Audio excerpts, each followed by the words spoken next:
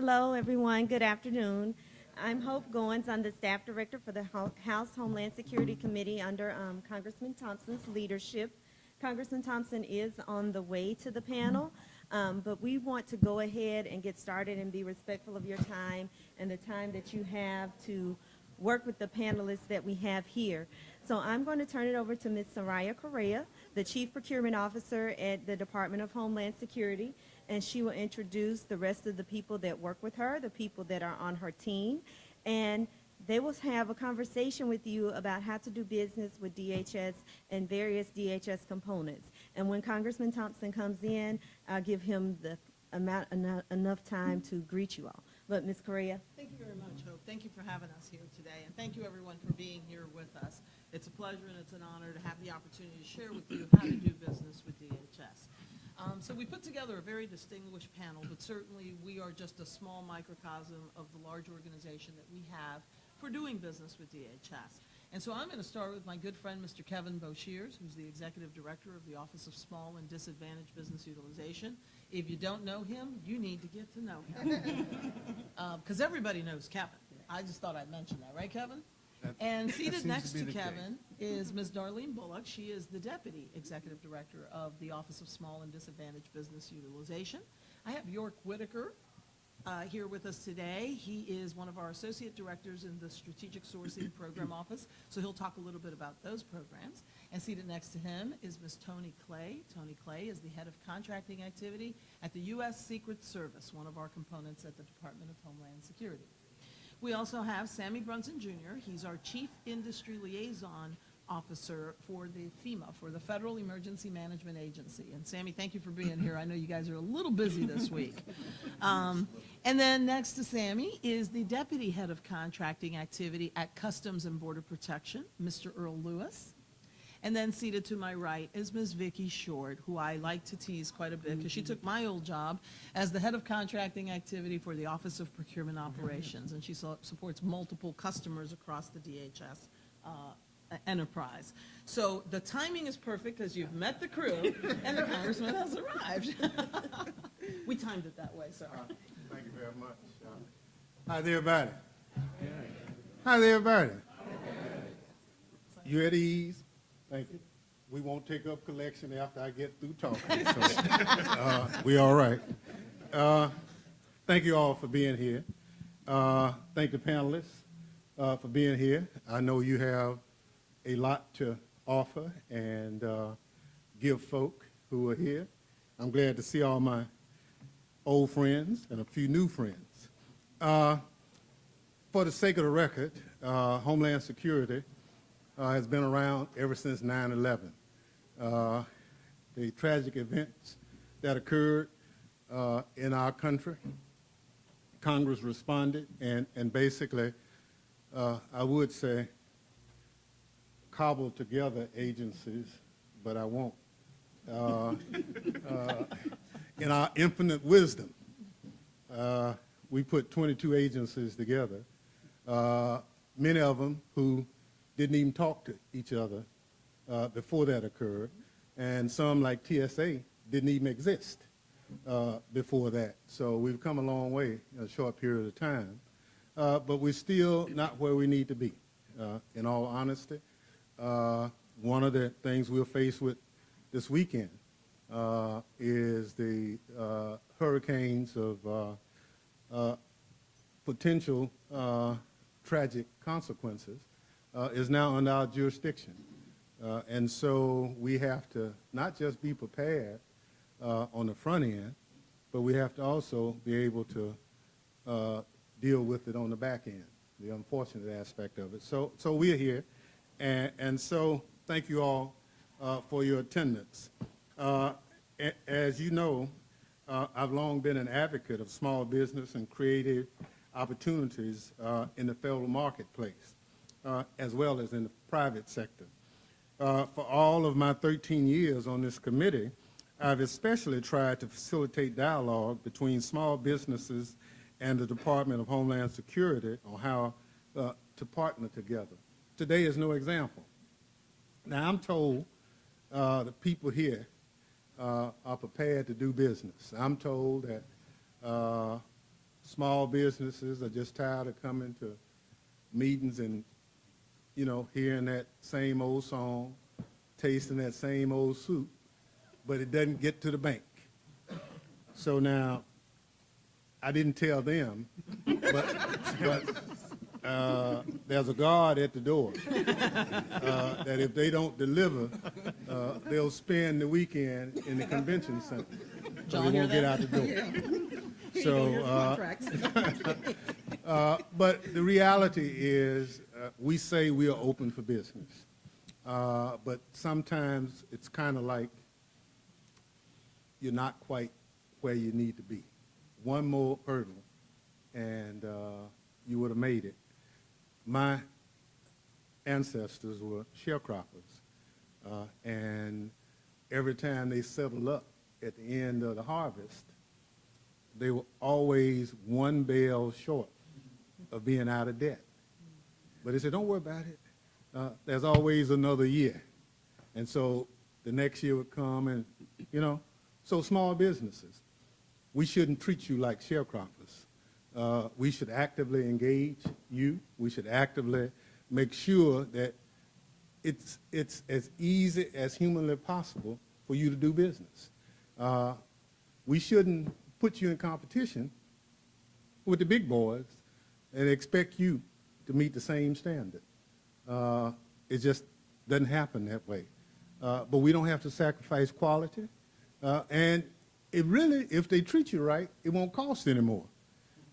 Treat you right mean, you know, let's work out a deal where you pay me every 2 weeks rather than every 2 months. You know, and I can, you know, pay the light bill, you know, do certain things that other people don't have things to do. So, as you say, I'm here. Hope Goins is the staff director for the committee, and she was chief oversight counsel before she became staff director. So she kind of will ask the hard questions also. So thank you all for being here again. Think about going home to your family this evening and not spending the weekend here. Thank you all very much. Sir, thank you.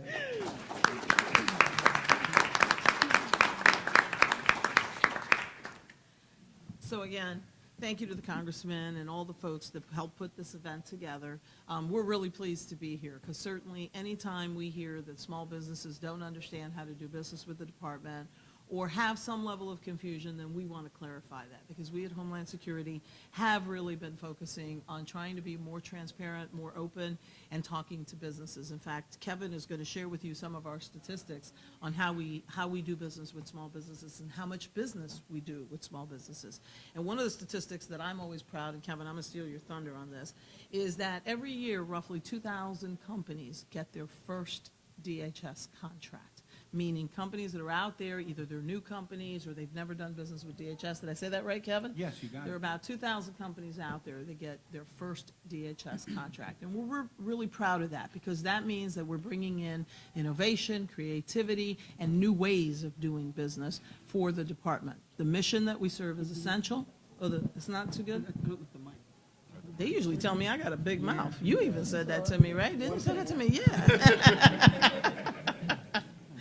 Can you hear me now?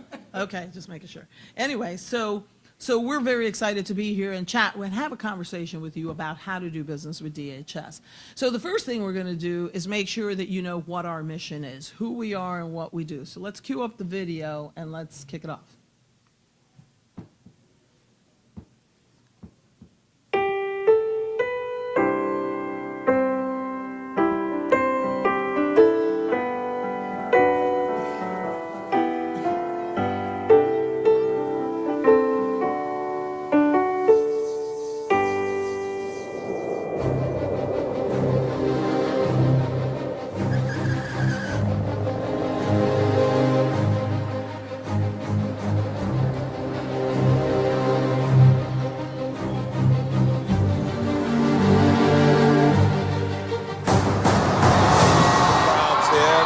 Secret Service pretty close at hand, as you can see. and was a record-setting year, with TSA officers confiscating more than 2,600 firearms nationwide. I want to say how grateful I am to all of law enforcement who worked together, who brought their A game. In a single year, the Coast Guard and Border Protection intercepted an astonishing $10 billion worth of drugs on the way to America.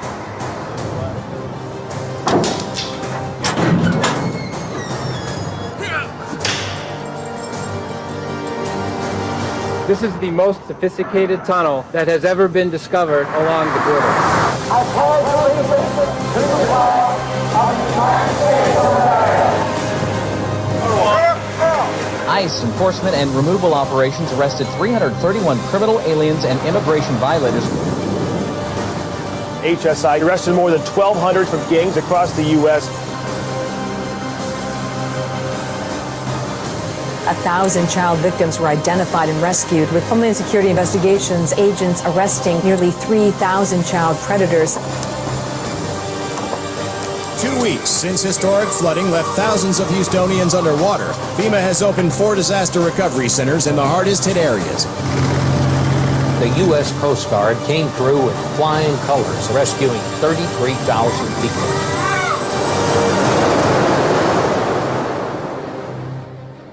To disrupt terrorist attacks, to make our borders more secure, respond to natural disasters, and make our immigration system more effective and fair. Now, addressing any one of these challenges is a tall order. Addressing all of them at once is a monumental task. But that's what the dedicated men and women of the Department of Homeland Security do every day.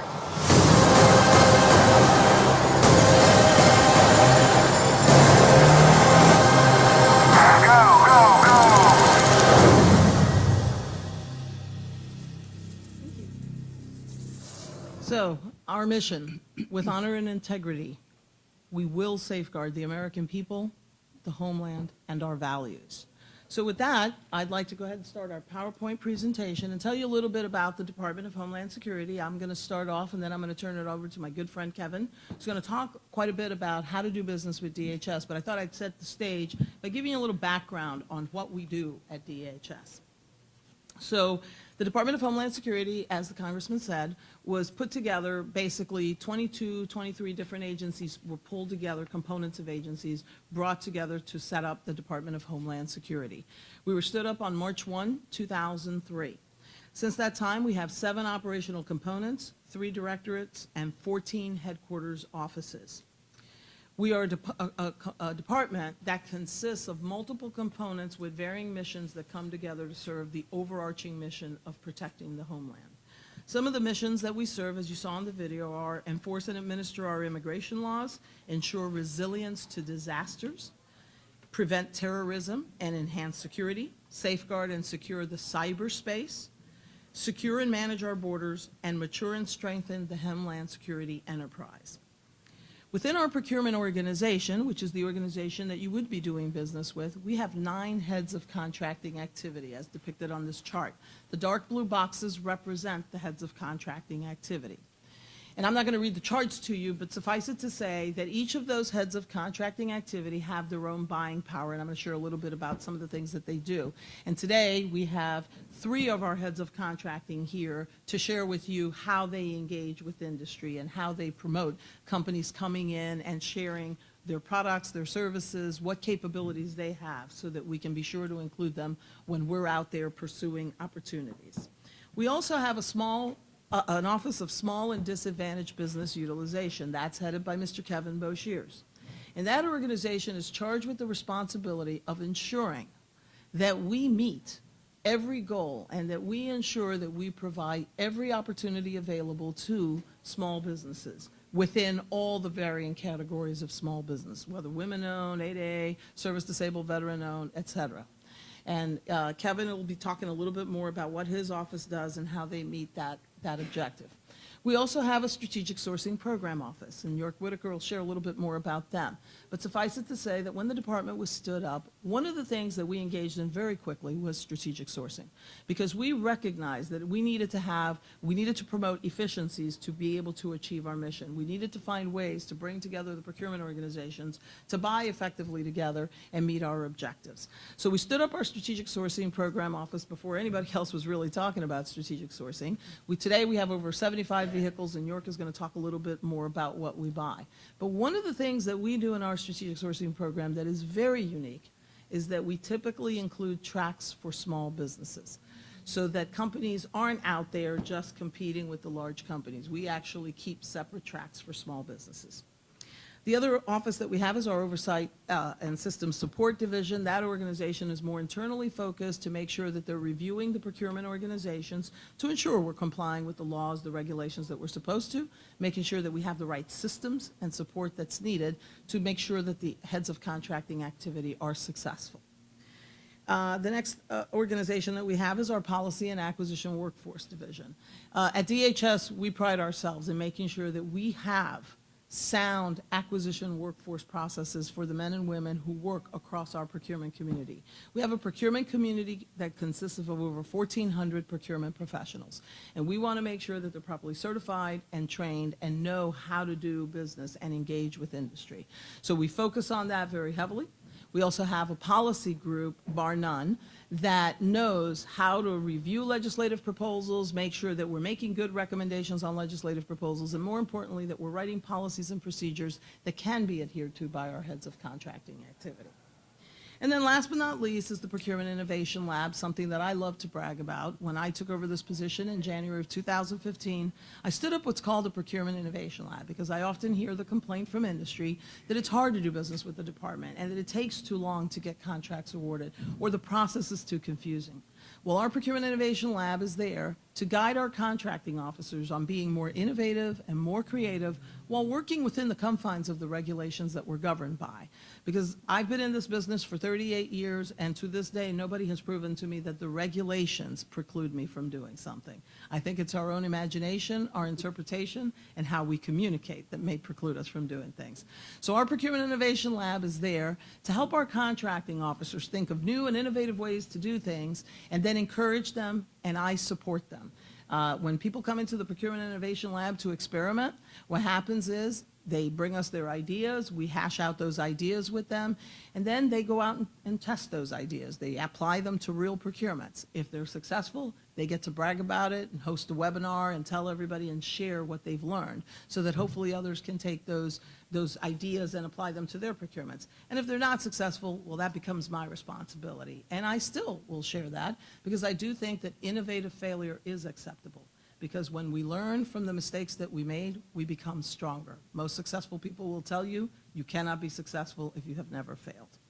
So with that, talk a little bit about our spend. In fiscal year 2017, we spent about $16 billion through various acquisition vehicles. We use the full spectrum of acquisition vehicles that are out there. We use GSA schedules, we use our strategically sourced vehicles, we write individual contracts, orders, interagency agreements, other transactions. Some of you may have heard OTAs that folks are talking about. We use all the vehicles out there, because at the department, we buy a little bit of everything. We actually are almost like a representation of the entire federal government, because we buy IT commodities and services, professional services, we buy research and development. So it's interesting to look at the department. We buy from companies who are accustomed to doing business with the Department of Homeland Security. We also buy from what we call non-traditional companies, or companies who don't normally do business with the federal government. So because of that, we have every instrument imaginable, and our contracting officers are trained to use all those different instruments. So we segment ourselves into commodity functions. Today, you're going to hear from CBP, Customs and Border Protection. You're going to hear from the U.S. Secret Service, and of course, the Office of Procurement Operations and the Federal Emergency Management Agency. But suffice it to say that we have other organizations out there, and I'm going to let Sammy talk a little bit about the industry liaison function, but one of the things that we've done with industry liaison that I'd like to highlight is we have industry liaisons. people that you can reach out to talk to about how to do business with DHS individually across the department at all of our components.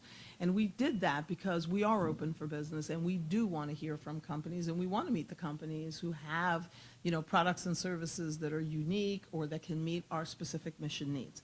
So I'm not going to read you these slides. We're going to let you see them because these fine folks are going to talk a little bit about what they do. But the idea is to just give you a representative sample. And I failed to mention at the beginning that these slides are going to be available to you electronically. I believe we're posting on our website and they will be distributed. So with that, I'm going to turn it over to the real experts because you didn't come here to hear from me. You came to hear from these good folks. So my good friend Kevin Boshiers on the other end of the table is going to talk to you. Kevin, take it away. Thank you, Soraya. Good afternoon, everyone. I'm going to make a couple of observations. This next segment, we're going to talk about how DHS buys and where vendors should start. So, over the years, I've heard Congressman Thompson say on a number of occasions, if you want to do business with the federal government or the Department of Homeland Security, it's important that you know the rules of engagement. I think that's very sound advice. Now, there's an interesting slide here that we've nicknamed the procurement highway. Okay, now, here's what you need to know. I've been a small business advocate for a long time. So over the years, I've learned that small business owners and representatives don't have time for fluff. You have businesses to run, employees to take care of, customers to take care of. So I try to give you the things that I think you'll find important. Okay, here's what you need to know about DHS. We use all the tools in the toolbox when we put together our contracts. Here are some illustrations here on the slide. We'll use strategic sourcing contracts where we put together a DHS-wide contract. We might use a government-wide agency contract. We'll use open market procedures where we build a solicitation and put it in Fedbizopps. We'll use the GSA schedule.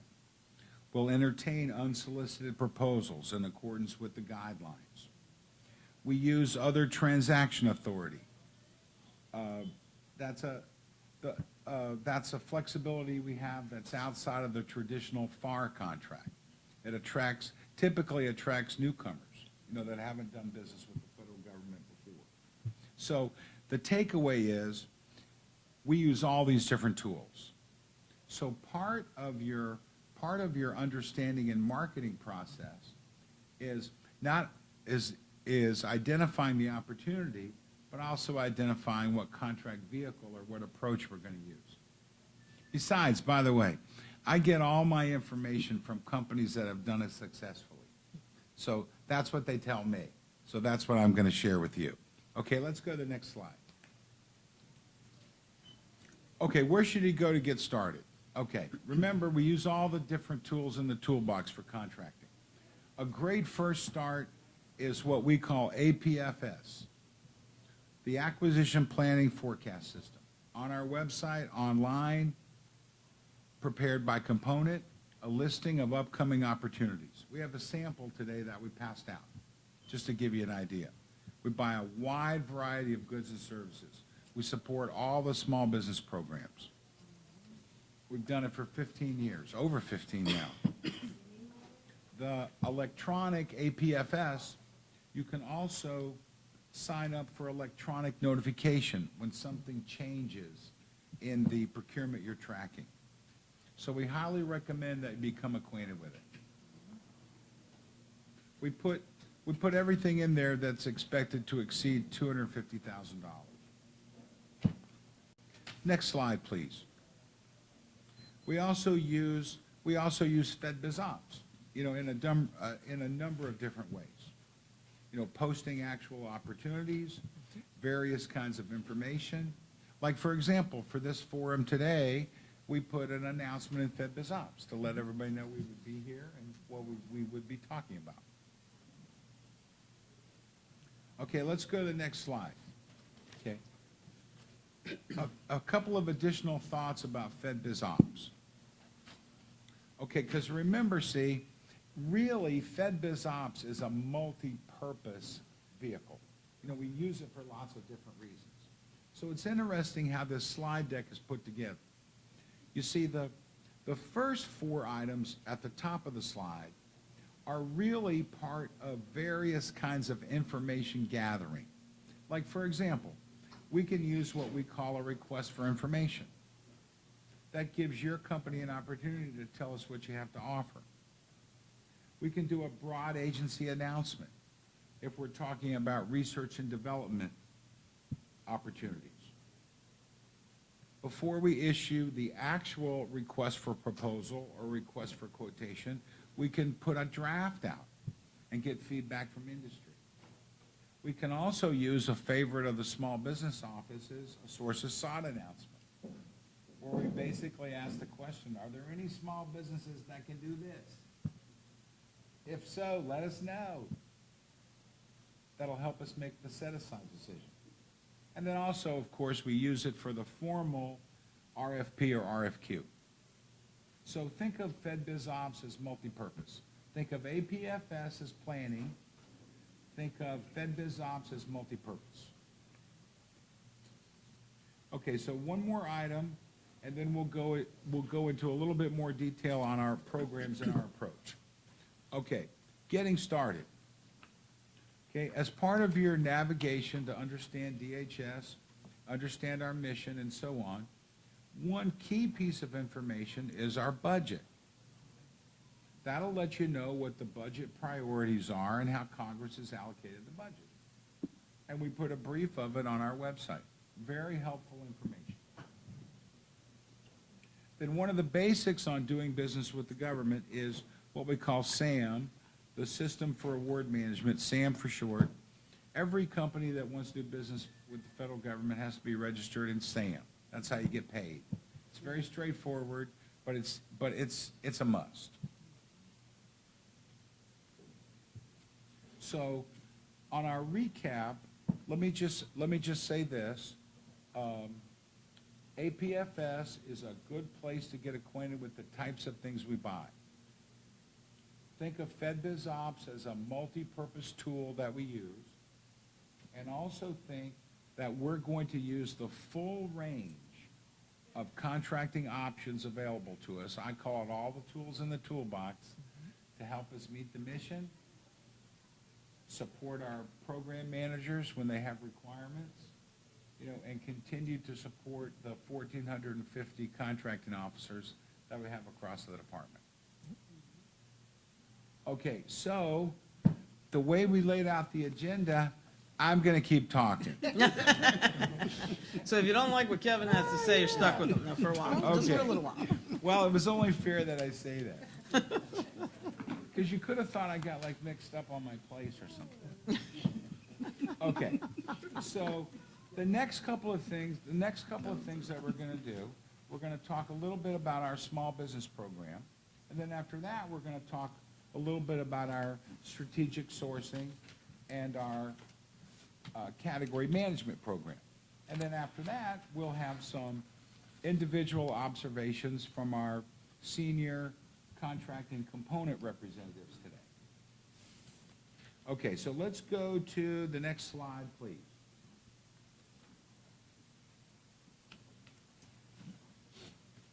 Okay, so needless to say, at DHS, we're very proud of our small business track record.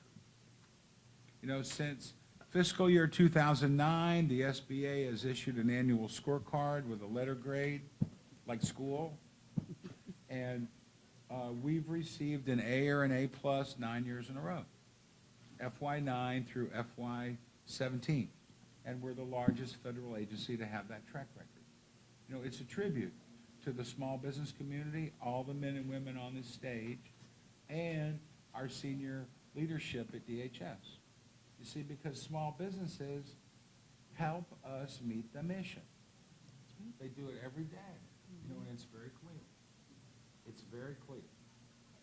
Okay, so Soraya mentioned this earlier, but on the slide deck here, this is really important for newcomer small businesses.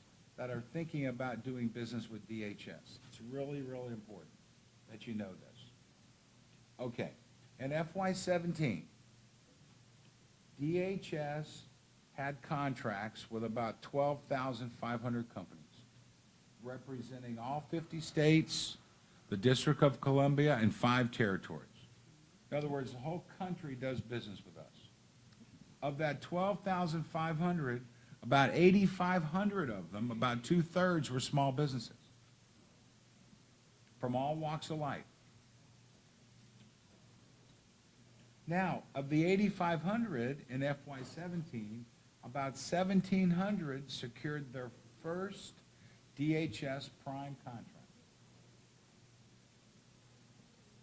Okay, so that's a nice statistic, right? But what does that really mean? Okay, great, Kevin. A's on the scorecard. We're real happy for you. It only means anything if you're part of it. And this shows you there's light at the end of the tunnel. Okay, so here's what this means. And then I'm going to pass it to Darlene, and she's going to go through some of the different aspects of our small business program.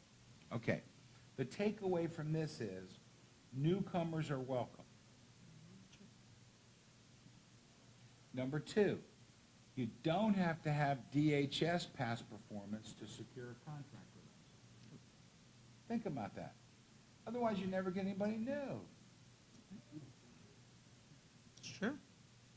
And the third piece about that is this.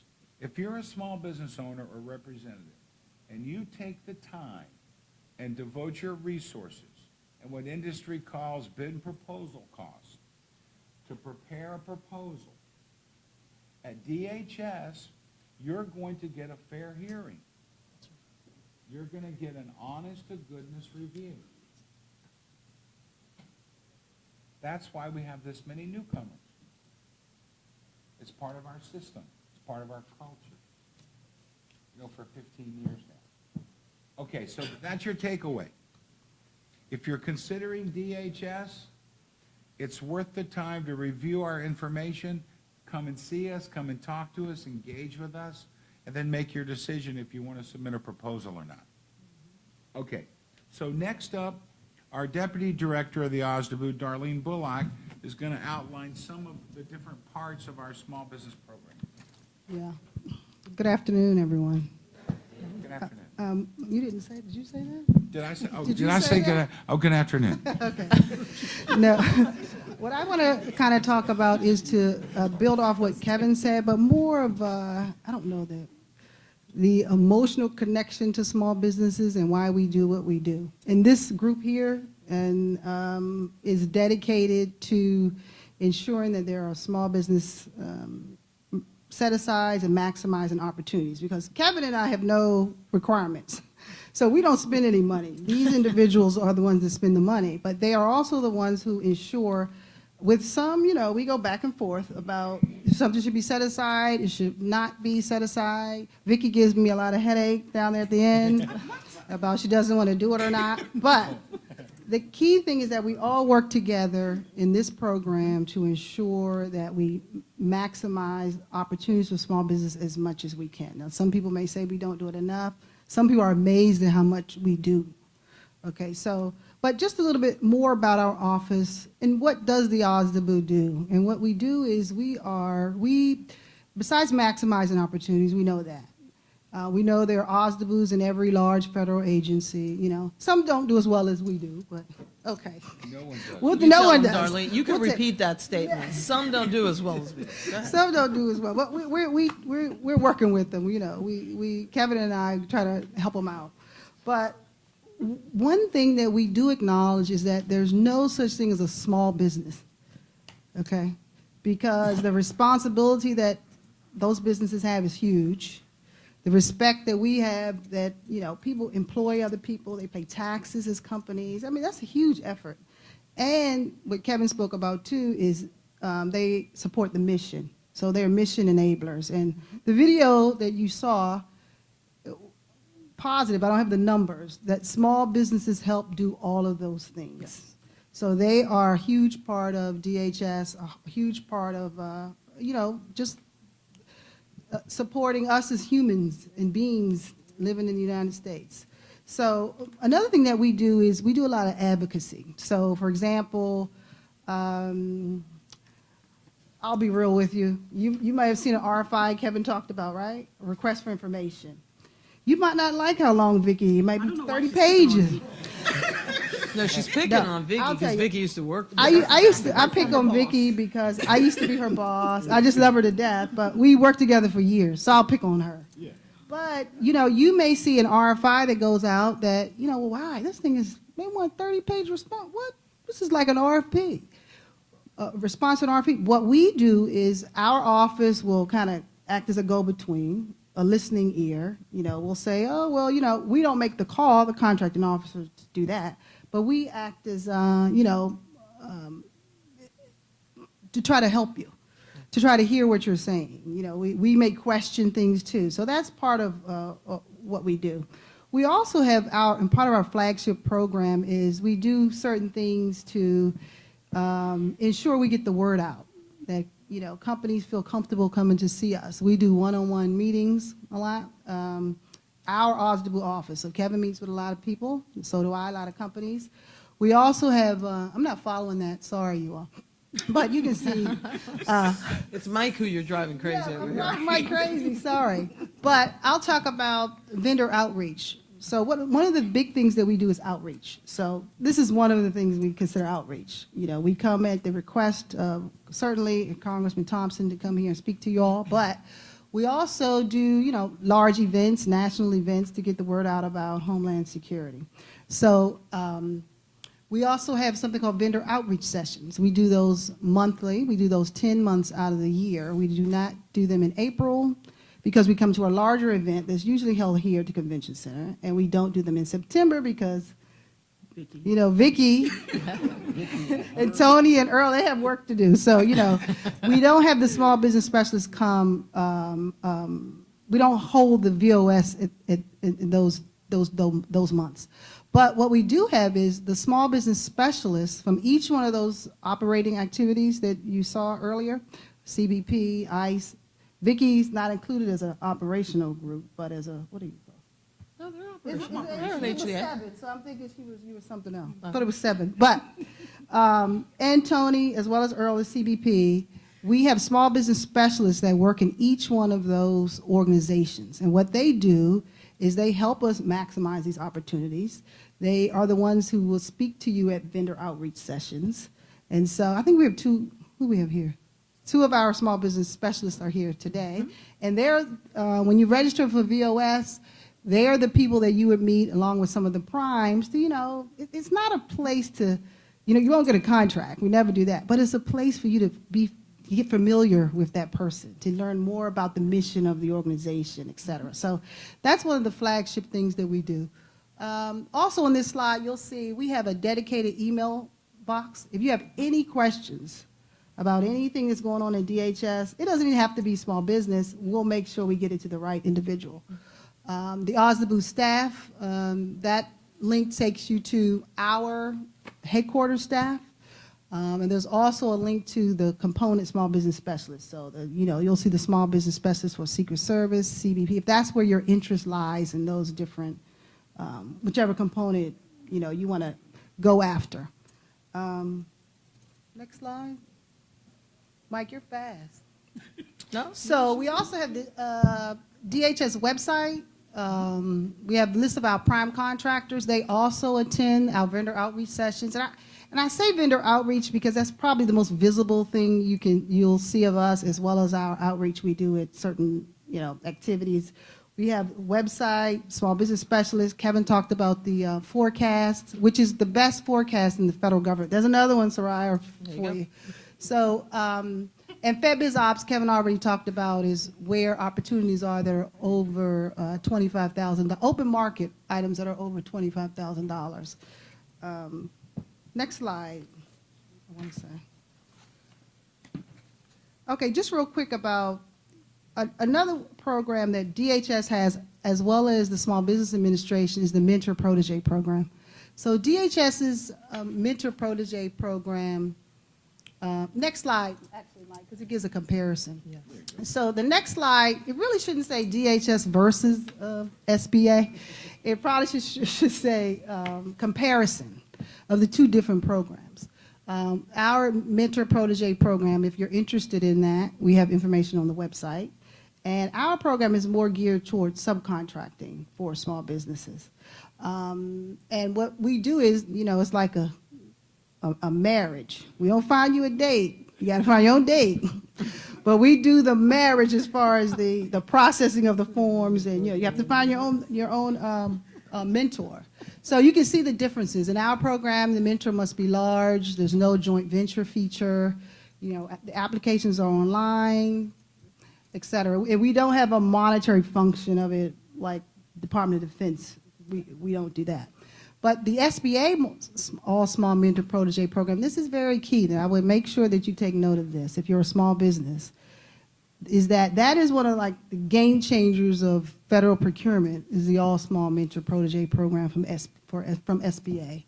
Because the eligibility is based on the NAICS code. The mentor can be a large business or small business. There's a joint venture feature. Online application, mentors, and it gets more technical, but the takeaway from the All Small Mentor-Protege Program of SBA is that, let me give you a quick illustration. Say, for instance, you're a company and say you're a security guard company, correct, right? And you're a small business, say you're a hub zone business, and you want to, go after a venture that's, you can do it, but you may need some support from a larger firm, right? If you enter into a mentor-protege agreement with a larger firm that does security guard services, and you turn that mentor-protege partnership into a joint venture, that joint venture can then go after things that are set aside as a hub zone, that security guard requirement. So it's major. So we want you to make sure that you take, you look at all the things that are changing in the small business world and community that can benefit you, and we feel that is one that's probably not used as much as it should be. There are a lot of firms that have been smart, have already done it, but if you have not, that is probably one of the best ones to make sure it's in your toolbox. Or you go to, if you're a small business, even if you're a large business, you find a company where you can possibly be in a mentor-protege relationship with. So that's probably basically it. I just want to make sure that you understand how dedicated we are to small business. The numbers show it, and these individuals who have all the money are the ones that make sure that set-asides are done, awards are done to small businesses, and that it takes a unity of effort, especially from leadership on down to us, to make sure that we get it done. So. Yeah, if I could add a couple of things that Darlene mentioned, our vendor outreach session. I mean, I think that is probably one of the most popular events. They fill up very quickly, but they happen every month. And what's nice about that is we have representation from all the components there. We also invite a lot of the companies that are already out there doing business with us under the strategically sourced programs. So it's an opportunity for small businesses to meet and talk to some of these companies and possibly find teaming arrangements, because keep in mind that on these strategically sourced vehicles, we allow teaming on the individual orders. So even if you're not part of the original team that bid the contract, a company can pick you up and use your company or team with you so that you can provide your services as a subcontractor on individual orders. So if you haven't heard about the vendor outreach sessions, I strongly encourage it, because it's a great opportunity to learn more about the individual components that you might be interested in, and more importantly, to learn about some of the companies and what the strategically sourced vehicles are out there and what the opportunities are. The large businesses are interested in you because they also have to meet goals. We are pretty strict about our goals and making sure that companies fulfill their obligations under the contract, and so we do monitor subcontracting goals closely. The second thing that I did want to highlight that Darlene mentioned, and thank you for bringing this up, the acquisition planning and forecasting system. She said it half in jest, but it's really true. We have one of the best ones in the government because ours is continually updated. Ours is an automated platform. So while the regulations require every agency to publish on October 1 their forecasting system for the next fiscal year, and we all do that, ours is not static. We actually update it periodically. Right now, I think we're on a semi-annual basis, moving towards a quarterly basis. And we make that database available to you, and we try to keep the data as fresh as possible so that you know more about what the department is buying, when they're buying it, what options we're exercising under what contracts. And we even subdivide the categories of information so that you can see what the strategically sourcing vehicles or strategically sourced vehicles are. So again, I want to emphasize those two because I think those are two really good opportunities to really learn about what we buy, how we buy it, and good sources of information that are there at your disposal at any time that you need them. So, good? Did I foot stomp on you real good there? No, you did. There you go. And I did fail to mention, Darlene said something. It sounds cliche, but it is about real teamwork. We do come together as a team to really find ways to promote opportunities for small businesses, to really consider whether small businesses can and should have a certain level playing field in a particular solicitation or a particular group of solicitations. So, Kevin, you want to give it to York now, or you and York are going to talk category management? Thank you. Yes, thank you, Ms. Rath. Okay, now our next segment is going to be on category management and strategic sourcing. Our colleague York Whitaker is going to lead this area. Darlene and I will have a couple of small business observations as we go through it. So York, thank you. Go ahead, sir. Oh, do you need a micro? Do you need a mic? I don't think so. Do I have to say good afternoon? Yes. Yes. You do. It's the rule.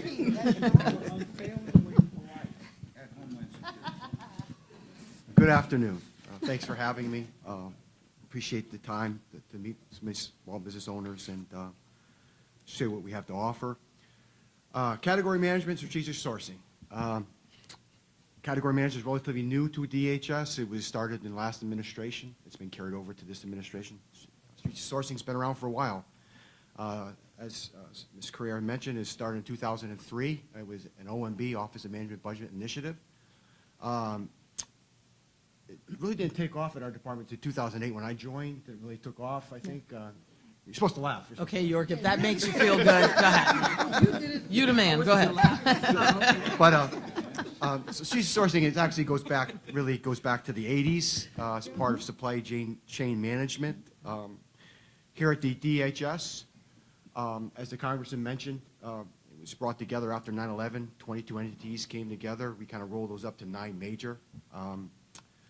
So we're saying is that, if Coast Guard is buying widgets and FEMA is buying widgets and Customs and Border Patrol is buying widgets and Secret Service is buying widgets, why don't we buy them together? We can generally get better unit prices. We can generally get better terms and conditions, and it frees up a heck of a lot of procurement staff and program staff for doing 1 procurement instead of 5 procurements. Right now, we have approximately 75 department-wide contracts, and some of these are federal-wide, of course. And we kind of put them in commodity families, which range from industrial, medical products, IT and telecom, professional services, facilities and construction, security, office management and miscellaneous products, and logistics and packagings. And a large portion of these contracts are small businesses, and we pride ourselves on doing either full or partial set-asides on these contracts. So, next slide, please. Category management is relatively new. It's broader than strategic sourcing.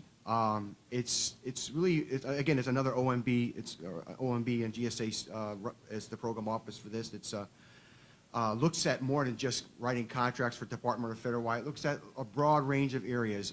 Vendor outreach. Are we listening to the vendor community? Are our contracts meeting the needs of?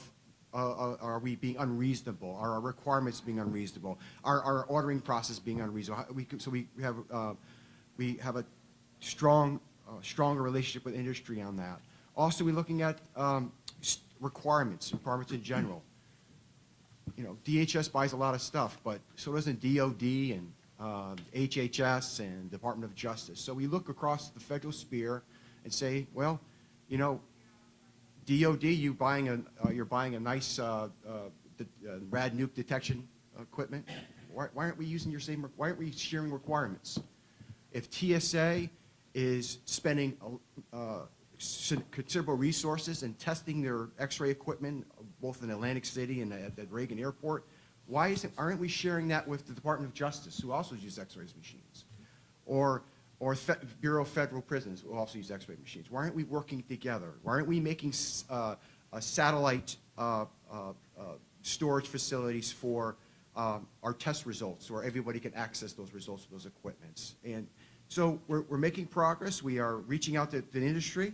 We are establishing centers of excellence and so forth to work on these problems. And the other part of it, though, is OMB is being a little bit more strong-handed with the departments on this category management. And this is where Kevin will probably talk about. And they're actually kind of mandating certain things for us to use. And the IT hardware, they're mandating, not only mandating certain contracts we use. There's 3 contracts they highly suggest we use. I guess that's the way to say it, highly suggest we use. But also saying, here's 3 configurations of laptops, and here's 3 configurations of desktops. You should use those. Everybody's using. Say, why do you need a one-off? Why do you need a really powerful CPU? Which everybody's using these. So they're kind of being a little bit more strong-handed.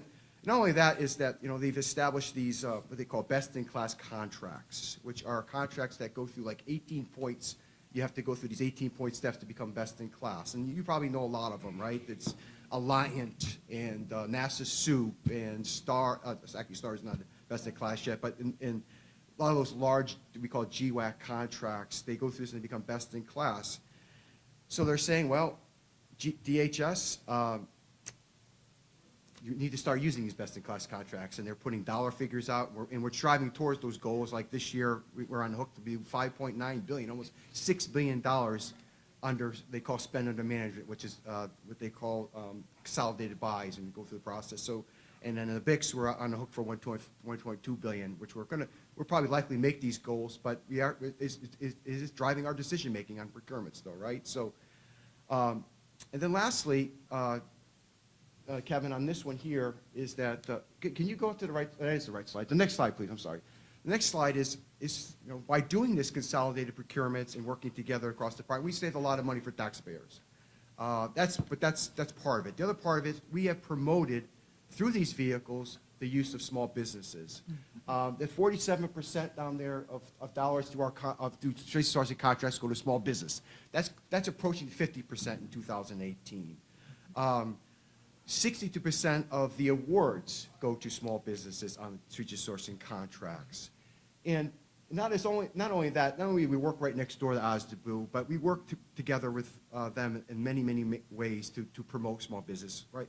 So each one of these strategic source initiatives requires a business case assessment to be signed by ultimately the Deputy Chief Procurement Officer and many other executives, 6 signatories on that, to say, is it worthwhile for the department to put the time and resources to establish a department-wide contract? And establishing a department-wide contract is a lot of work. You have to get all the components involved. You have the IPTs. You get subject matter experts involved. It's a long process. You have to make sure that process is worthwhile, a positive return on investment. That business case assessment will show us that. Kevin's department signs that. If he doesn't like something about it, we work with him to get it right. Why aren't you doing small business size act? Well, okay, Kevin, here's the market research. There is not a small business can meet the needs. We're mission first, right? So we kind of work through those things. And Tony over here from OSDBU is our main reviewer, and we try to satisfy his needs. No, not his needs, but the small business department needs. Nobody can satisfy Tony's needs, but we try to meet small business. So we work, and sometimes these things become to be pretty heated battles, and they take a lot of time, and we try to work through them. And sometimes a primed large business is the answer. So, but we have to work through that. We have to show analysis has to show that is the case. The market will not bear small business participation on this certain requirement, and we work through that. And other things that we're working with OSDBU on now to promote small businesses, and we talked a little bit about it, is that some of these department-wide and federal-wide contracts have issues, right? And the small businesses come through Kevin, and we get emails from Tony saying, hey, small business XYZ cannot get an order on this contract. What the heck is going on? So we work we research, we work with, it could be a GSA BPA, we work with GSA and say, what's going on here? We work with the vendors, and so we try to solve these problems, looking for the best interests of small business. And most recently, and this is happening, and Tony was at the meetings all this week on this, right? OMB is giving us more of a thumb on us to say you need to use these contracts. What is the small business impact of that? How is, you have to use the GWACs. Well, where is the small business, where's the small business analysis? What's it going to impact my small business footprint, right? So Tony and folks from our department this week have been met with all those big GWACs, Alliant, Vets 2, all of them, STARS, and NASA Soup, and saying, listen, what is your process? How do you, we don't want small business to be an afterthought. That's what Kevin say. No afterthought small business. We want small business in the front of the construction of these contracts and all these. And a lot of them say, well, we have on-ramps. We have on-ramps for small business. Well, when's the last time you used one? Yeah. You know, that's the kind of questions we try to nail down and make sure that small business needs are not hindered by these large GWACs, and working closely with OSDBU on that. I think, in my mind, there's other collaboration we do to promote it, and it's been great relationship, and we pride ourselves on small business participation on the resource and vehicles. Next slide, please, Mike. So lastly, these are very important links for you. The first one is it's kind of the 75 existing contracts out there. It's a great information for the small business community. What are they? What are we buying on these contracts? What's the most important thing? What's the POP? So you can say, well, this contract expires in 2 years. You know that DHS is going to start working on it 2 years out. You need to get involved. You need to go to these outreach events that Ms. Carrera just mentioned and get involved in those. Say, what about the recompete of tech ops? What's going on with that? Because you're going to see it up there. You're going to see POCs, and you can contact. And the second most important link on that webpage is in-process initiatives. Resource Initiatives is working on approximately 23 recompetes and new department-wide / federal-wide contracts. There you can say, hey, that's what I do. I need to get involved. I got to know what's going on in that contract, get involved with it. And those are great resources. But the thing we have to end here is I made them put this picture of, this is body armor. We buy body armor here. Actually, CBP is the executive agent for that. That is a 100% small business set aside. 3 small business, 100% made in the United States. They supply our whole department. And on top of that, they beat GA schedule price by 40%. We had the GSA schedules executives calling Ms. Carrera about, how can you let this stuff go public, right? And then on top of that, we got 2 years extra warranty, where everybody else at GSA schedules gets 5 years, we get 7 years, so you're reducing your life cycle costs. That's, again, working with small business, working with the OSDBU, we get these kind of things. Not everyone could be a small business side, but this one certainly was, and it's a successful one. Thank you. Yeah. Thank you, York. If I could add a couple of things. So we've actually sometimes stood up strategically sourced vehicles intentionally set aside for small business. We have several vehicles that are 100% for a particular type of small business, where the companies, all the companies that are competing on that contract are either hub zones or they're service disabled, veteran owned, because we learned that in that market, there are quite a few small businesses that can do that work and do it quite effectively. Because our goal is to promote the use of small businesses. Like we always like to say, small business is good business. So we encourage you to go look at those 75 vehicles that are out there, because if you do business in that area, if there are enough small businesses out there in that area, we certainly want to know about it, and we want to take a look at it so that when we do our recompetes, we can take that into consideration. Last but not least, I do want to foot stomp on something that York said. When we're looking at the best-in-class contracts, one of the things that we take into consideration, because if not, Kevin comes to visit me if I don't take it into consideration. No, just kidding. But we really look at how that contract is structured to support small business set-asides. Because we want to maximize the opportunities that we give to small businesses, and we want to make it easier for our heads of contracting activity when they use these vehicles to be able to achieve their objectives. So we closely look at that, right, Kevin? And we study that, and sometimes we'll challenge the agencies that have awarded those contracts to say, why can't you do this, or why can't you do that? I don't know if you want to add anything to that, Kevin. Yeah, thank you, I will. Just, you see, remember earlier, a little bit earlier, I talked about tools in the toolbox? See, this is part of it. See, if we're putting the contract together, we're going to build in the small business thought process in advance. If we're looking at using another contract, we're going to assess how the small business capability and set-aside portion was built in. So we may be able to use that contract, but we may not use it as much as someone else if it's not well built for small business. And we've already determined that small businesses are capable of doing a good job in that field. So it's really a continuation of all the tools in the toolbox and making, as York mentioned, making small business participation part of the thought process as early as possible. That's right. Okay. So good. Thank you. Thank you. So now we're going to hear from our heads of contracting activity and our industry liaison representative. So, because I like picking on her, I'm going to start with. Yeah, well, she used to work for me too. Anyway, no, Vicki Short is one of our heads of contracting activity. We've worked together for many, many years. I was actually her customer originally, so she must have been pretty good because I hired her, right? Bad customer, guys, I'm telling you.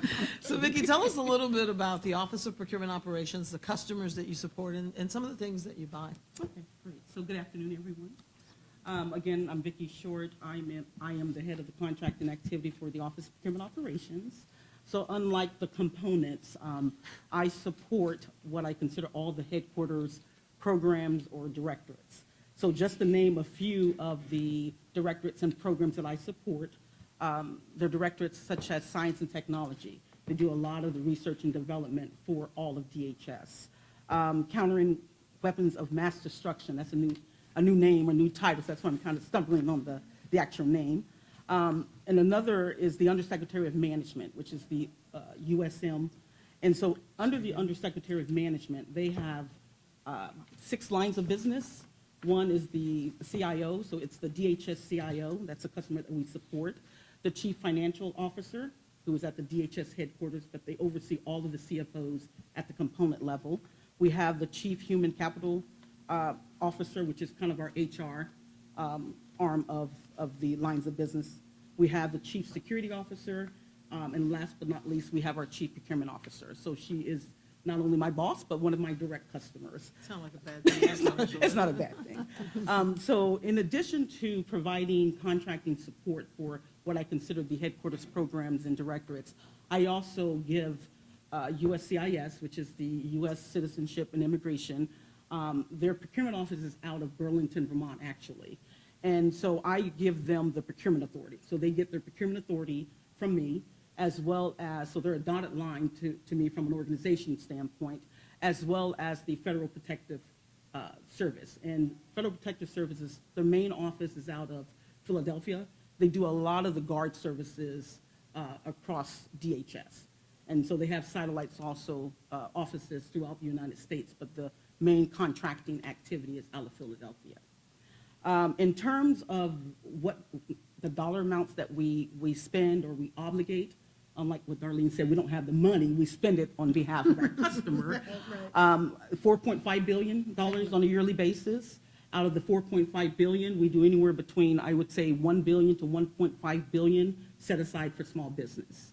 The other billion, we have a very strong small business advocate who's at the table anytime we make a decision from an acquisition standpoint, and she makes sure if it's not going to be set aside for the small business, then it's going to be subcontracting opportunities for the small business, in addition to Darlene being my former boss who just pops in anytime she wants to. But anyway, so we spend about $4.5 billion on a yearly basis in terms of, and that translates to about 15,000 transactions on a yearly basis. In terms of what we buy it all. IT services, professional services, guard services, research and development, and we do a little bit of construction for the headquarters directorates. York mentioned a lot of the enterprise-wides. Probably out of the 70 active, we probably have awarded, or my organization has probably awarded and currently administrating about 40 of those 70. So we do a lot of the enterprise-wide efforts on behalf of the entire department. So we overburden you? I know, that's okay. You have to say that in front of my boss. Thank you, Vicki. Yeah, I really appreciate absolutely. that. And again, you'll have an opportunity to talk to us on a one-on-one basis, but we just kind of want to give you an overview so you have a perspective on our department. I'm going to flip over to Antoinette Clay, or Tony Clay, who runs the Secret Service Contracting Office. She's one of our newest HCAs. So Tony, take it away and tell us about Secret Service. So this is going to be short and sweet because I'm the newest person on the block.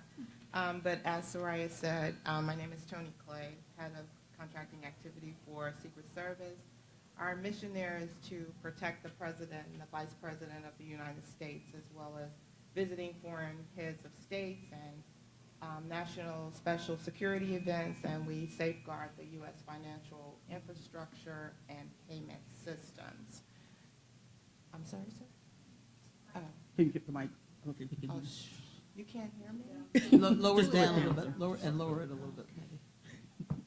I thought I was She's using trying to my pretend to be outside soft-spoken. voice. She calls me up yelling about that. Just You weren't supposed to share that, Soraya. Did you say good afternoon? I did. Oh, yeah, she did. That's on I did say good afternoon. Some of the customers that my division supports at Secret Service is investigation, protective operation, intelligence, training, CIO, CFO, human resource, chief counsel, strategic affairs, professional responsibility, and intergovernment and legislative affairs. IT CIO is the largest part of my portfolio, my biggest customer. And then a lot of that is under hardware and software and some of the other things that are required in order to help the agents and uniform division, as well as our professional technical people, which fall under the CFO, CIO, those type offices, do their jobs on a day-to-day basis. Under investigation, we have the National Computer Forensic Institute, which is in Hoover, Alabama.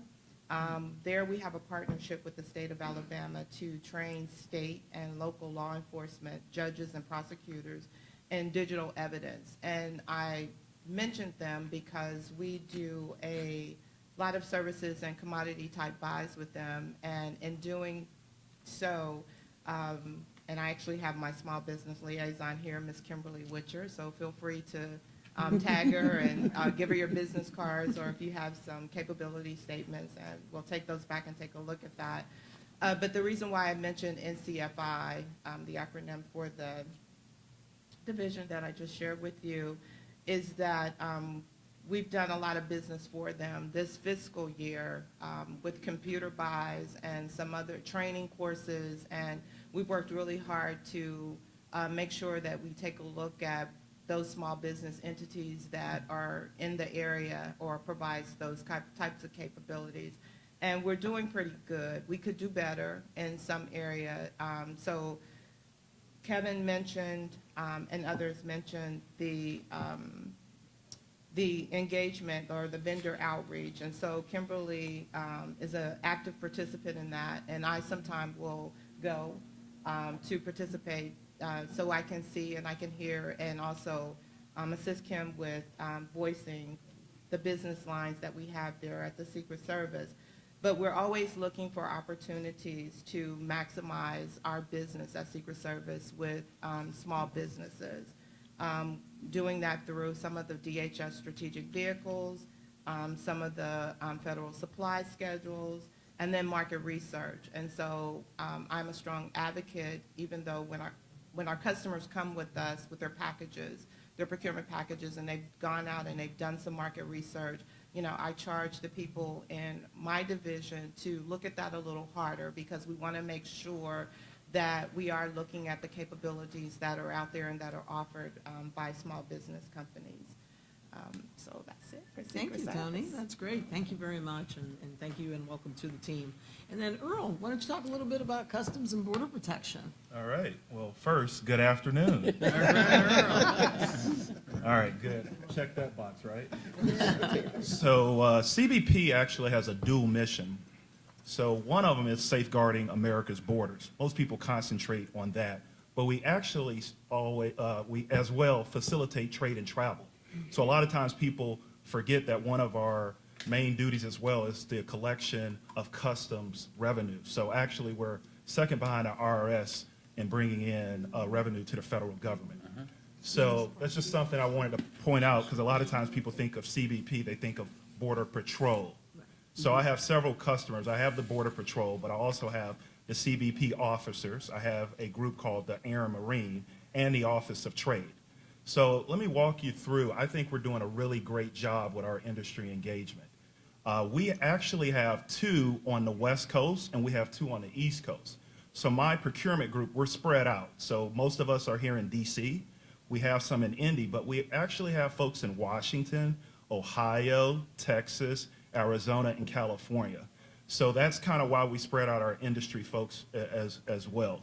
So this year we either hosted or participated in 15 industry day events. So I think that's pretty good.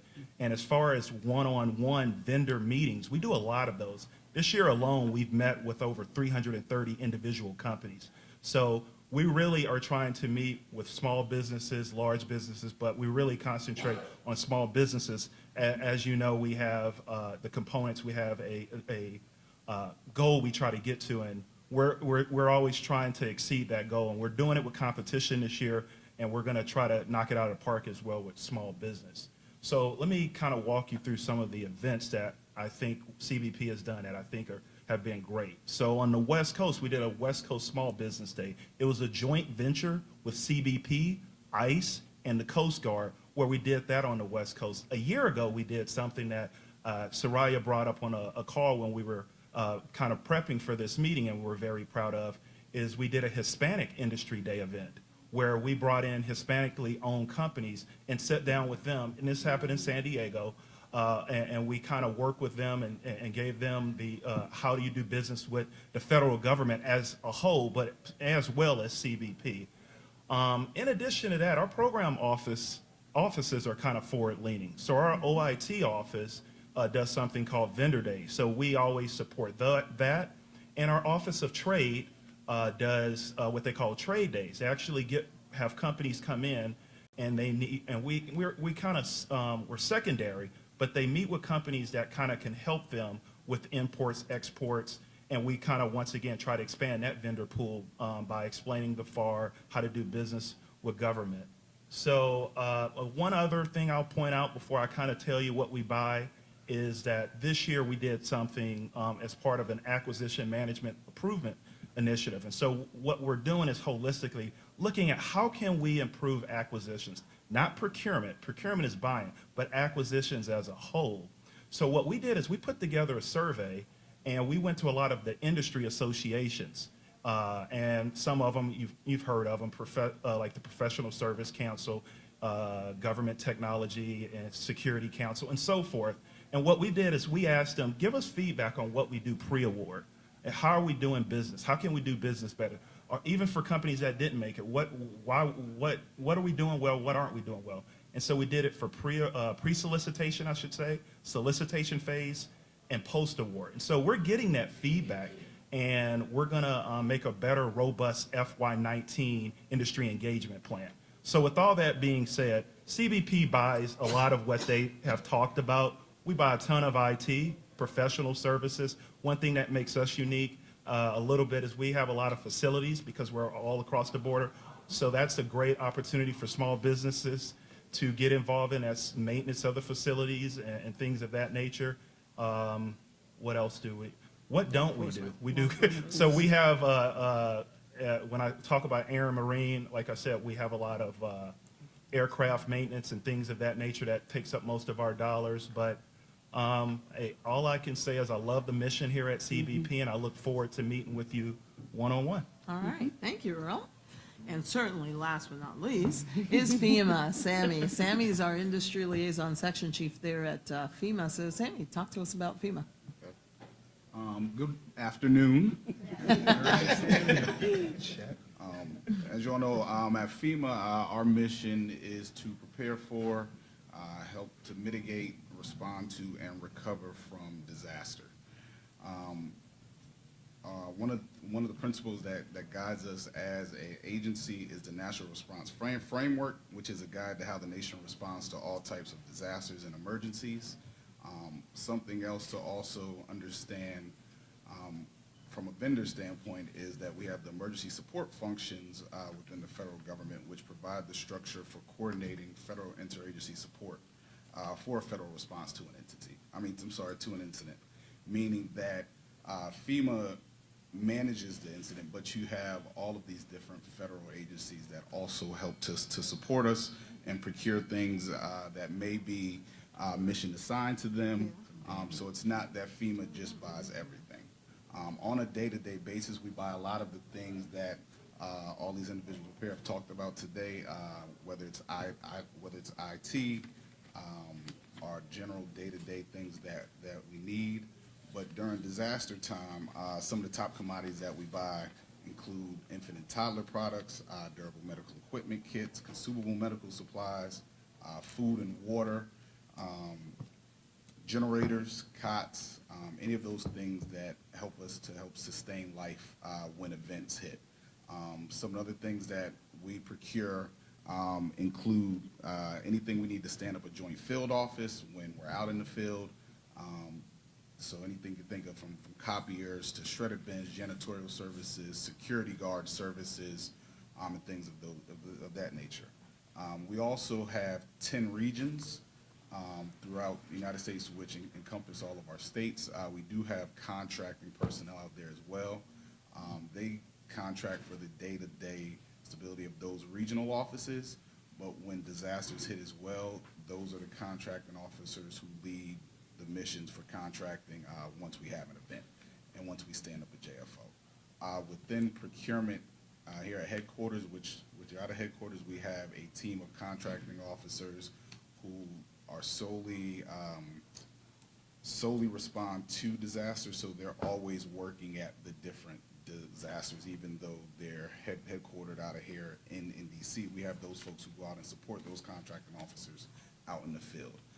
We also have a team of individuals who actually are within my section, where we go out to the JFOs and to make sure the agency is adherent to the Stafford Act in Section 307, where we try to contract locally to small businesses in the local and those areas that have been affected by the storms to help to make sure we are putting that money back into the community to help re-energize that vendor base and to make sure the money's staying there. Meaning that we look at that team does market research when we go out to specifically find if we have these 10 needs for these widgets, going out and finding vendors within those areas that have been included in the declaration who can help us to satisfy those needs and those requirements.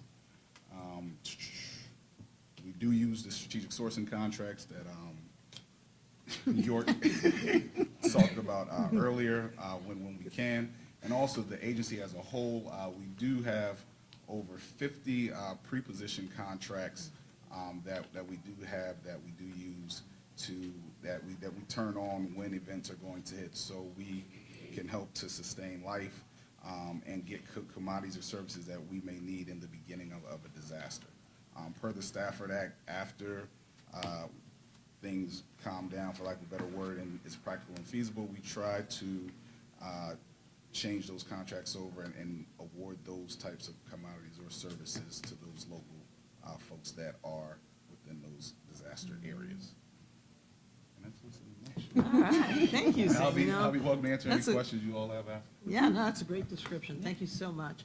So we're going to kind of wrap up this session by talking a little bit about some of the entry points into DHS. Again, these slides are going to be available to you, so all these links and all these websites that are listed are in there. They're hyperlinked, so you can get to them. But we do host a lot of one-on-one meetings. Earl did a really good job of describing what CBP does. I take meetings with vendors all the time. As a senior procurement executive of the agency, my door is open, and I do come out of it to come and meet you at industry events and to host industry events to help you learn how to do business with DHS. We host an annual strategic industry conversation where we bring in our senior executives of the agency to give you the strategic view of where we're trying to go as an agency. What are the big problems that we're trying to solve? What are the kinds of services that we're trying to buy? What are the ideas that you can bring to the table? Because one of the things that all too often happens is we focus on the solicitation. We don't focus on that individual thinking, that creativity that you as small businesses have out there that can bring some ideas to us. So the purpose of the strategic industry conversation is to let you know what are the problems that we're trying to solve. What are the big ticket items that keep us awake at night? We also host a variety of industry days. Some of them are solicitation related and some of them are not. Some of them are learning events, the opportunity for us to share with you how to do business with us, but more importantly for you to share with us how we can do business with you. And then we also have our requests for information and our activity calendars. We use all these tools to make sure that we share with you and we find out who's out there, what you're selling, how we can do business with you, and more importantly, how you can do business with us. So I encourage you to join us and do business with us. Kevin, did you have anything you wanted to add there? Just a couple of thoughts. I wanted to make this observation that over the past 15 years, the small business community has done a very fine job for DHS. They've made a significant contribution in support of the mission. And what I found is that small and disadvantaged and women-owned and all the different types of small businesses, if we create this climate of opportunity, they have an opportunity to bring their unique perspective to the table. Okay, we have illustrations right in the room. DHS contractors right here in the room. So I mean, they can attest to that too. But it has been a benefit to DHS.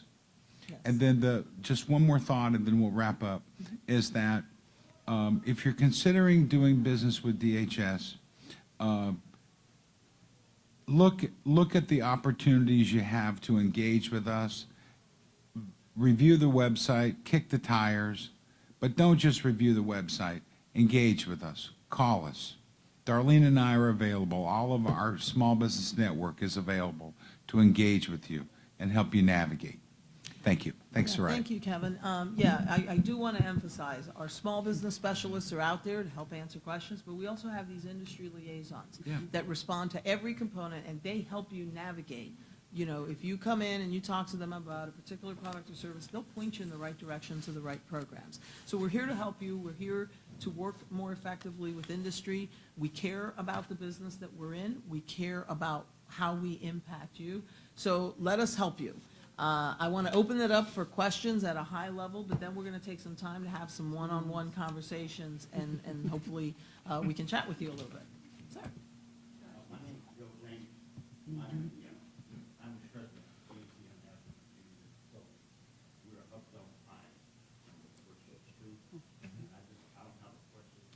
I just want to thank Congressman for hosting this event and open that for all of the things I'm doing in small businesses. And I think getting brochure and for helping us. This is our first time, our first entry into the federal government, and they have absolutely everything any small business could have asked in terms of help. Thank you very much.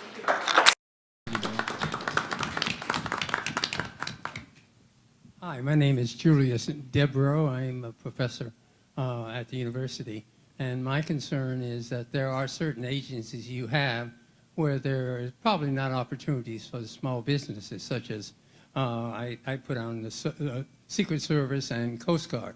I mean, there are very few opportunities in those areas, but there could be opportunities for the purchase of automobiles and trucks and things like this and paper articles that you need. And so I was wondering whether or not that is possible. The other area is FEMA. As you know, that FEMA is having difficulty in trying to determine how many deaths are in Puerto Rico. I mean, it's a huge difference between what the agency announces and what's out there in terms of how many deaths. I was wondering if there are any research opportunities for FEMA to look at all of those things, to look at Houston, to find out how successful they were, to look at what's happening in the Carolinas, and also to look at the whole area of rehabilitation for those areas and how many houses that they approved after the hurricanes. So my concern is that the other concern is that how many applications have you received for small businesses, each of you, and how many have you funded? So first of all, we're talking about the competitive procurement process in government. So it's not just applications that come in and we fund them. That's a grants program.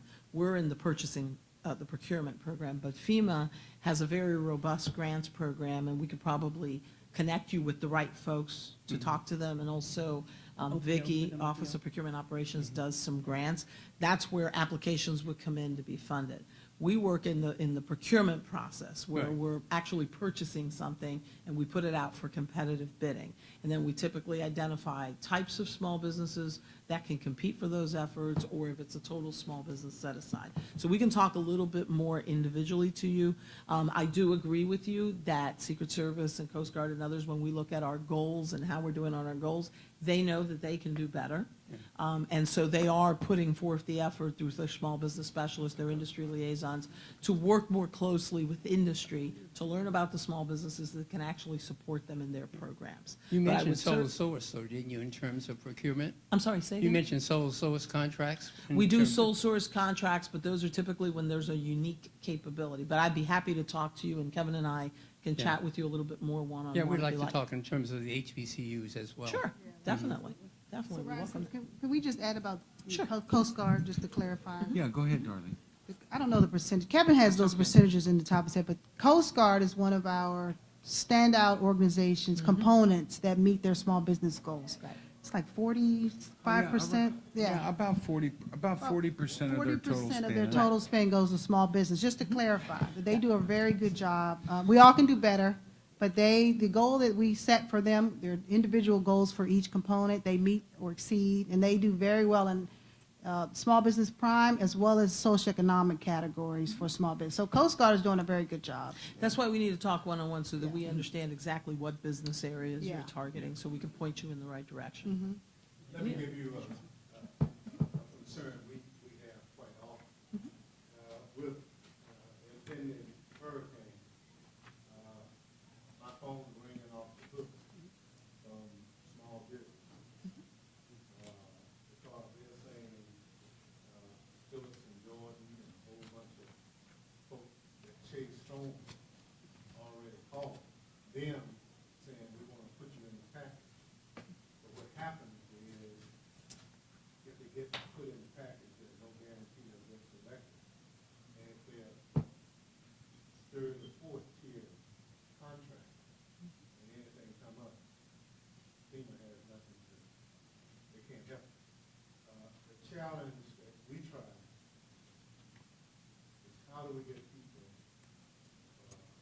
in terms of either pre-positioning of contracts or get them qualified to do it. We all been talking about Puerto Rico. You know, how can a company with 3 employees get a $30 million utility contract? And a lot of other companies, you know, who have capacity. So I'm just never included in this. Or somebody wants to do blue tarps, and tarps end up in Florida, just never get to Puerto Rico. The contracts issue. Or MREs, contracts are issued, and they end up in Atlanta and not in Puerto Rico. And other people are saying, well, we have companies. How can you give a contract to somebody and they don't perform? And here we might have capacity, but we never get a shot. So what do you say to those companies who are saying we never get a shot? Well, so a couple of things. One, first, let me mention about the utility company, because that was a Puerto Rico government contract. The federal government had nothing to do with that.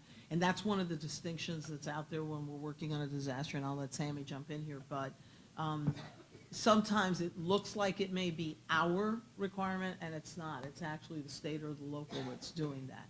With respect to companies coming in and doing business with us, that's exactly why we're here, so that we learn what companies out there, what capabilities they have, so that we can include you on our mailing list. But the most important thing that you all can do is look at what we're doing in the area of our acquisition planning and forecasting and communicate directly with the agencies that buy the products. Sammy, did you want to add anything? Yeah, and I was going to say, I think one of the other things is I think when a disaster strikes, whether it's hurricanes, whether it's fires, one of the most important things and things that I've seen being out at the joint field offices and things of that nature, when we look at what our needs are a lot of businesses who haven't done business with us before aren't prepared when a disaster hits.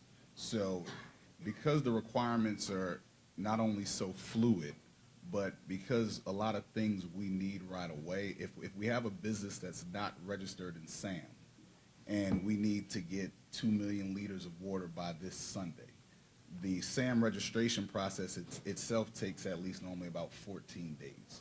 So we've been trying to lean forward and be proactive as going out during the year and going to our different regions and working with the procurement technical assistance centers to get their members registered, to get people registered for SAM, to get them to understand the federal government contracting process. So when hurricanes hit or disasters hit, they're already prepared and they have situated themselves to a place where they can do business with us. Thank you.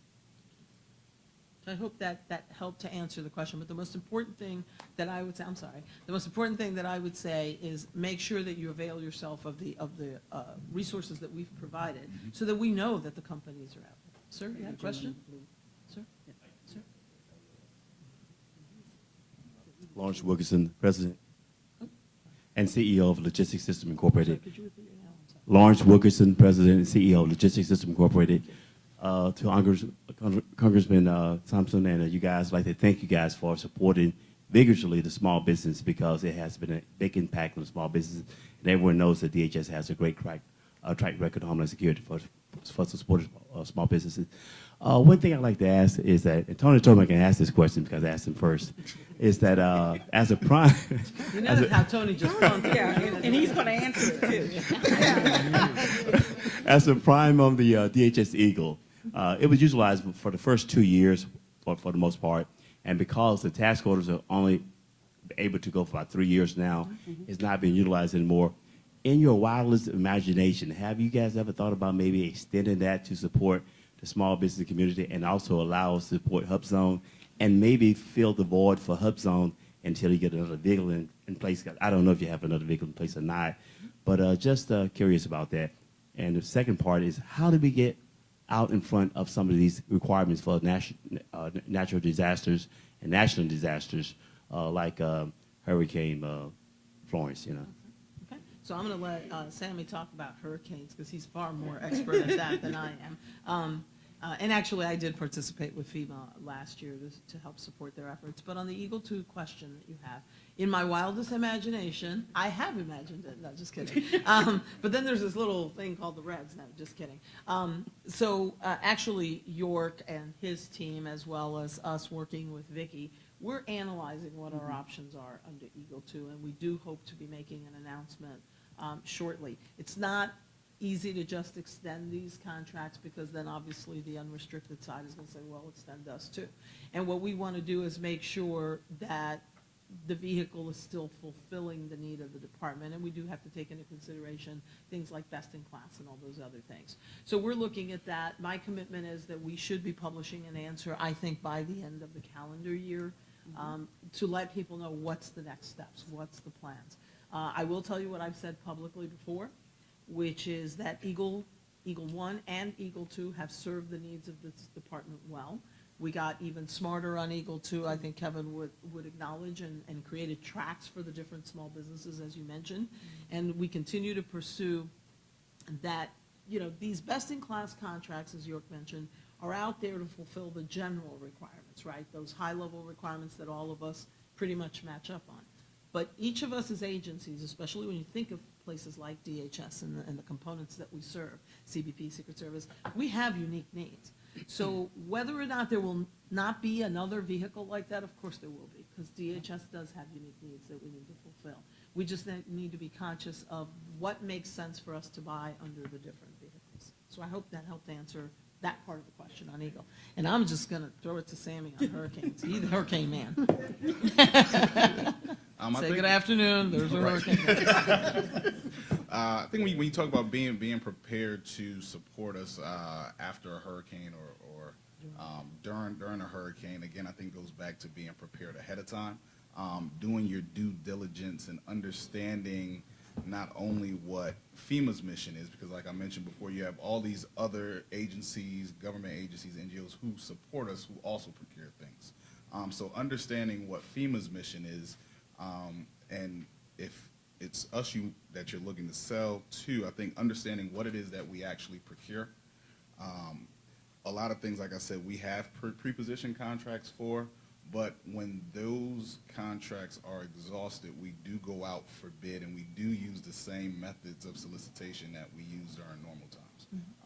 Whether it's FBO, Federal Business Opportunities, we do use FedBid at times, and you can also find things during disasters, especially during the recovery period, on APFS as well.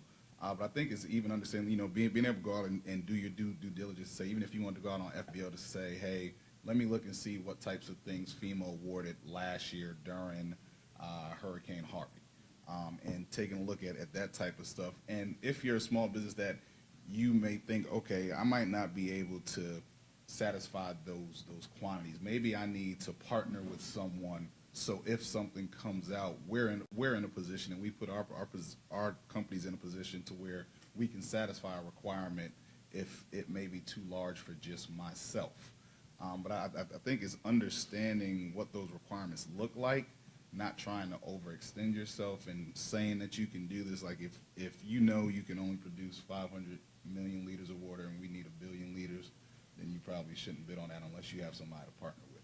I know the congressman mentioned the MREs. I think the part of the story that folks don't understand is, even though we ended up terminating that contract for default, the survivors still never missed a mill. We still delivered mills because we had other contractors that we had contracts with, and that contract was terminated. That contractor got paid for only what they provided and not the full range of whatever the news was reporting. So, but again, I think it's still making sure that you're prepared beforehand, because if you wait until the hurricane hits, a lot of time it's too late. So if you're not even registered in the system to be able to be awarded a contract, then you're already behind the curve. Yeah, very good. So, Tony, is it? Tony, you asking a question? You said your question now. Tony, really, Tony? Sammy, can you talk about, you mentioned the pre-position contracts, and I know that FEMA has theirs, and you may also, for the sake of the audience, you may want to also mention the Army Corps of Engineers, right? And where, so folks who want to do disaster assistance can maybe go to both FEMA and the Army Corps. Okay, so us FEMA, so we have our over 50 pre-position contracts, which we don't utilize all 50, however many it is, 53 during every disaster. So every disaster is different based on where it hits, based on the state, based on what the state's capabilities are. Certain states are better than other states. Certain states see more hurricanes than others. So it all depends. So certain vehicles we may turn on, some we may not, some we may need. When you talk about the Corps, we do mission assign some things to the Corps of Engineers. A lot of times debris removal is handled by the Corps or the state. They do, we manage a fleet of generators that we keep at our distribution centers, but when they get on the ground to those areas, the Corps takes ownership of those because they're responsible for the power mission for the United States. So there are different missions that the Corps has responsibility for. When you talk about rebuilding structures, bridges, roads, and things of that nature, the Corps leads those things as well. So if you're in those lines of business, you will want to try to contract with the Corps, and they do have a whole website that's about emergency management, where you can get on their list of vendors. And then also within SAM.gov now, there's a box that you can check where you want to be if you want to be considered for emergency situations as well. Good. Time for one more question. Ma'am. Hello, my name is Felicia James. I'm with the Corporation, and I have been a contractor for you guys already. What my question is, on the preposition contracts, when do those actually get let or renewed, and what website would that be on? I'm going to say probably all of them are posted out on ffbo.gov, just like all solicitations. A lot of them have periods of performance, I would say probably around 5 years, because that's what they try to award them as. Okay. So as they come up for renewal, they would be posted out, and you probably will find them on APFS as well. Okay, and will you guys be using the checkbox and SAM for the disaster relief? And That is a tool that we use for market research. But in general, I mean, we're still going to put the solicitation out, and it's still going to be a competitive process, a competitive bid process. But in cases where we do need to do market research, say we put something out, we don't get anything back, it may be a case to where we do go to the system, look and say, we may call these folks and say, hey, we have a solicitation out on the street, you might be interested in it, and then the solicitation's out there. Thank you. You're welcome. Excellent. Thank you for that question. And it is important that you remember that our first priority is to compete the requirements. That's by law, that's the requirement. So we do try to avoid the sole source situations. That doesn't mean it doesn't happen. It does happen. And we have to post the Fedbizopps, any sole sources that we award. So with that, what I'm going to do is conclude this segment here, because we do want to have an opportunity. And I know that some of you have some questions that might be unique to your company, and you want to talk to certain individuals up here. But I do want to take a moment to, again, thank the congressman and the staff of the committee for having us here today. It is a pleasure and it is a privilege to meet with companies and learn about your capabilities and help you understand how to do business with us. We at DHS pride ourselves in being open for business. We are very open. You see, we have a very friendly and informative team. This is the way we are all the time. In fact, it's unusual that we're not laughing at each other. Darlene's not friendly, guys. I'm the friendliest. To me, anyway. But I do want to take a moment to thank this great panel, not only for being here today, but for the great job that they do every day. Thank you, guys.